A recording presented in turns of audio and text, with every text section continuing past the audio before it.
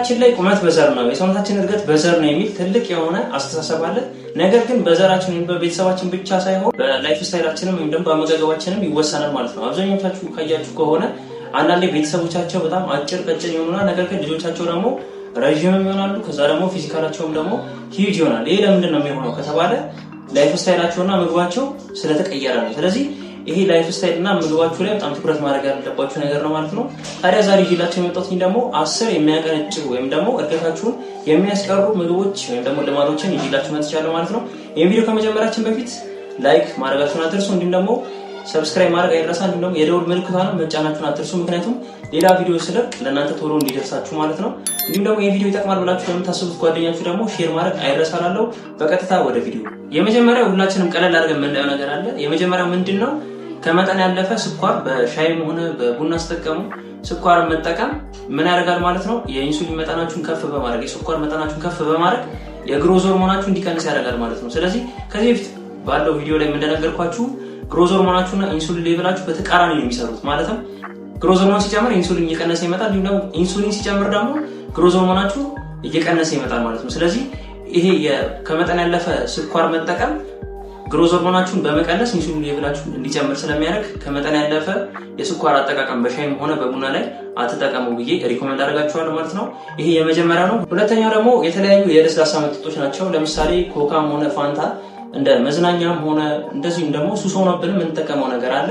ይሄ ደግሞ ለስላሳ መጠጦች ውስጥ የሚገኘው ፎስፎሪክ አሲድ የሚባለው ንጥረ ነገር በከፍተኛ ሁኔታ ካልሲየምን የመምጠጥ ነገር አለው ማለት ነው። ይሄ ደግሞ ካልሲየም የምንለው ነገር ደግሞ የአጥንት እድገትን የቦን ግሮዝን የሚያሳድግልን ማለት ነው። ስለዚህ አጥንት አላደገም ወይም ደግሞ አጥንት በሚገባው ሁኔታ አልሰፋም ወይም ደግሞ ቁመቱ አልረዘመም እንዲሁም ደግሞ ቲክነስ ወይም ደግሞ ውፍረቱ አልጨመረ ማለት እኛ መገንባት የምንችለውን የጡንቻ መጠን መገንባት የምንችለውን የሰውነታችንን ሳይዝ የሚወስንልን ምንድነው ማለት ነው? አጥንት ነው። ስለዚህ ይሄ አጥንት እንደ መሰረት የቤት መሰረት አሁን ለምሳሌ አለን አይደለ? ስለዚህ እንደ ቤት መሰረት ይሄም ደግሞ ለአጥንታችን ወሳኝ ነገር ነው ማለት ነው። ምን ካልሲየም የምንለው ንጥረ ነገር ለአጥንታችን ወይም ለሰውነታችን በጣም ወሳኝ ነው። ታዲያ ይሄ ፎስፎሪክ አሲድ የምንለው ደግሞ ካልሲየምን በደንብ አድርጎ በመምጠጥ ሰውነታችን እንዳያድግ ከሚያደርጉ ነገሮች ውስጥ አንዱ ነው ማለት ነው። ስለዚህ ለስላሳ መጠጦችን የምትጠቀሙ ሰዎች ካላችሁ በአንድ ያቁሙት አላችሁ፣ ነገር ግን ለመቀነስ ሞክሩ መጠኑ። ምክንያቱም እድገታችሁ ላይ የእድገት ሆርሞናችሁ ላይ በጣም ከፍተኛ የሆነ አስተዋጽኦ ስለሚፈጥር ማለት ነው። ሶስተኛው ደግሞ ችፕስና የተጠበሱ ነገሮችን መጠቀም ነው። ችፕስና የተጠበሱ ነገሮች በጣም የተለመዱ ነገር ሆነዋል። ነገር ግን እነዚህ ትራንስፋት እንዲሁም ደግሞ ከፍተኛ የሆነ የጨው መጠን ይዛሉ ማለት ነው።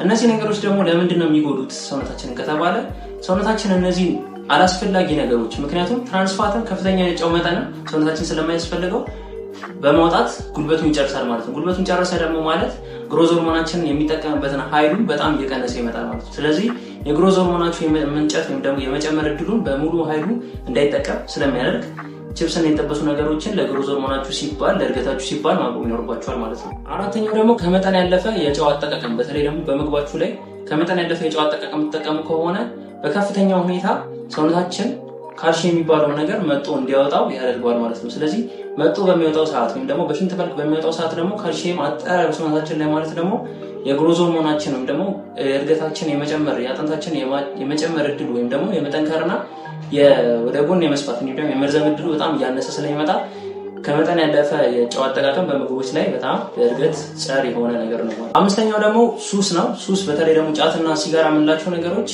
አኖርዝሊክ ኢፌክት አላቸው። ማለትም የምግብ ፍላጎትን በከፍተኛ ሁኔታ ይቀንሳሉ። የምግብ ፍላጎት በከፍተኛ ሁኔታ ቀነሰ ደግሞ ማለት የትኛውን ፕሮቲን አግኝተን ነው የትኛውን የምግብ የካርቦሃይድሬት መጠን አግኝተን ነው ሰውነታችን ግሮዝ ሆርሞን ሊኖረው የሚችለው ወይም ደግሞ እድገት ሊኖረው የሚችለው የሚለው ነገር ጥያቄ ውስጥ ያስገባል ማለት ነው። ምክንያቱም ሰውነታችን በበቂ ሁኔታ ፕሮቲኖችን ካላገኘ ሊያድግ ወይም ደግሞ ሊጨምር አይችልም ማለት ነው። ስለዚህ ይህንን ነገሮች በጣም ታሳቢ ማድረግ አለባቸው፣ በተለይ ደግሞ ወደ ሱስ ውስጥ ስትገቡ ማለት ነው። እንዲሁም ደግሞ እንደምታውቁት ጫትም ሆነ ሲጋራ በጣም ለአይምሯችን በጣም ንቃት የሚሰጡ ነገሮች ናቸው።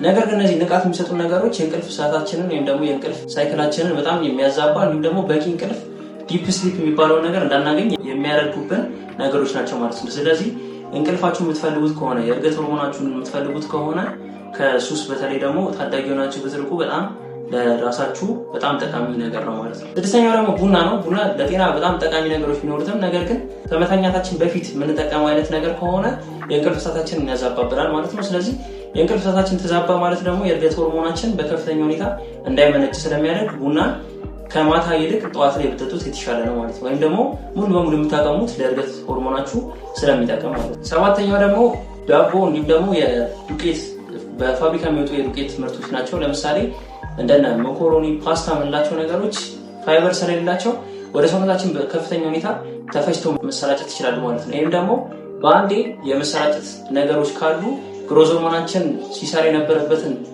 ፓዝ ወይም ደግሞ ፍጥነት ስለሚቀያየረው ወይም ደግሞ መስመሩን ግራ ስለሚያጋባባችሁ ግሮዝ ሆርሞናችሁ በበቂ ሁኔታ እንዲያድግ ስለሚያደርግ እነዚህ የተቀነባበሩ ምግቦች በፋብሪካ የተቀነባበሩ ምግቦች ለእድገት ሆርሞናችሁ ብቻ ሳይሆን ለቆዳችሁም ጤና የሚጎዱ ነገሮች ናቸው ማለት ነው። ምክንያቱም እነዚህ የተቀነባበሩ ምግቦች በተከታታይ በምትበሉበት ሰዓት ምን ይፈጠራል ማለት ነው? ሰውነታችሁ ላይ ቡግር ማየት ትጀምራላችሁ፣ እንዲሁም ደግሞ የተለያዩ ነገሮችን ማየት ትጀምራላችሁ። ስለዚህ እነዚህ ነገሮችን መቀነስ ወይም ደግሞ ማቆም ለእድገት ሆርሞናችሁ እንዲሁም ደግሞ ለጤናችሁ ሲባል የተሻለ ይሆናል።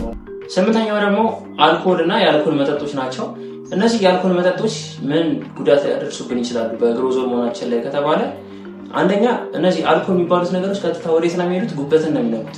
ጉበት ደግሞ ምን ያደርጋል ከተባለ ለግሮዝ ሆርሞናችን ለእድገታችን በጣም አስፈላጊ የሚባለውን ነገር IGF-1 የሚባለውን ነገር የሚያመርት ነገር ነው ማለት ነው። ስለዚህ ጉበት ላይ እንደዚህ አይነት ጫና ተፈጠረበት ማለት IGF-1 ለእድገታችን የሚያስፈልገውን ንጥረ ነገር እንዳያመርት ያደርገዋል ማለት ነው። ስለዚህ በተቃራኒ ምን እያደረገው ይመጣል ማለት ነው? ጉበታችን እየደከመ የእድገት ሆርሞናችን ደግሞ እንዳይመረት ስለሚያደርገው የእነዚህ የአልኮልና የአልኮል መጠጦችን ወይም መቀነስ ወይም ደግሞ መተው የተሻለ አማራጭ ይሆናል ማለት ነው። ዘጠነኛው ደግሞ ዘይት የበዛባቸው ምግቦች አዘውትሮ መመገብ ነው። ዘይት የበዛባቸው ምግቦች ምን ሊጎዱን ይችላሉ በእድገት ሆርሞናችን ላይ ወይም ደግሞ በእድገታችን ላይ ምን ሊጎዱን ይችላሉ ከተባለ አንደኛ እነዚህ ዘይት የበዛባቸው ምግቦች የኮሌስትሮል መጠንን ከፍ በማድረግ የእድገት ሆርሞናችሁ እንዳያደግ ወይም ደግሞ እንዲቀንስ ያደርገዋል ማለት ነው። ስለዚህ የኮሌስትሮል መጠናችሁ ሲጨምር አንደኛ ለበሽታ ትጋለጣላችሁ፣ ለስኳር፣ ለተለያዩ ለደም ግፊት የተለያዩ በሽታዎችም ያጋልጣችኋል። ሁለተኛ ደግሞ እንደነገርኳችሁ ቅድም ኢንሱሊን እና ግሮዝ ሆርሞን የሚባሉ ነገሮች አሉ ብያችኋለሁ። ስለዚህ እነዚህ ኮሌስትሮላችሁ ጨመረ፣ የዘይት ምግቦችን አብዛችሁ በላችሁ ማለት ኢንሱሊን መጠናችሁ ይጨምራል ማለት ነው። ኢንሱሊን መጠናችሁ ሲጨምር ደግሞ የግሮዝ ሆርሞናችሁ መጠን እየቀነሰ ስለሚመጣ እነዚህ ለእድገታችን በጣም የሚጎዱ ወደኋላ የሚያስቀሩ ነገሮች ስለሆኑ ዘይት የበዛባቸው ምግቦች ባትጠቀሙ የተሻለ ነው ማለት ነው። አስረኛውና ደግሞ አብዛኞቻችን እንደ እንከን የምናየው ነገር ምንድነው? ፀሐይ አለመሞቅ ወይም ደግሞ ፀሐይን አለመጠቀም ነው። ፀሐይ አለመሞቅ ሲባል አንዳንዴ እንግዲህ የምናስበው ነገር አለ። ፀሐይ መሞቅ የሚያስፈልገው ለህፃናት ነው ብለን እናስባለን። አዎ ለህፃናትም ያስፈልጋል፣ ለታዳጊዎች ወይም ደግሞ ለአዋቂዎችም ያስፈልጋል። ነገር ግን ለምንድነው ይሄ ያስፈልገው ከተባለ አንደኛ የቫይታሚን ዲ3 መጠንን ለማሟላት ነው።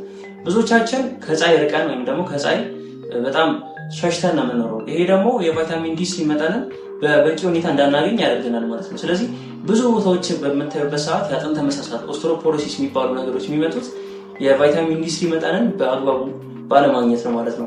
እንደዚህ የአጥንት መሳሳት ነገር ገጥማችሁ እንኳን በምትሄዱበት ሰዓት የሚታዘዝላችሁ ምንድነው?